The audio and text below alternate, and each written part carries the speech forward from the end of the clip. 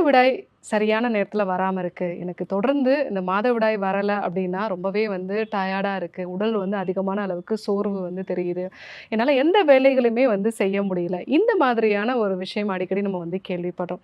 So மாதவிடாய வந்து உடனடியாக வரவழைக்கக்கூடிய ஒரு கஷாயம். இந்த ஒரு கஷாயம் வந்து நம்ம குடிக்கும் பொழுது, நம்ம உடல்ல இருக்கக்கூடிய இந்த ஹார்மோன்ஸ் கொஞ்சம் பேலன்ஸ்ட் ஆகி, மாதவிடாய் உடனடியா வரதுக்கான வாய்ப்புகள் அதிகமா இருக்கு.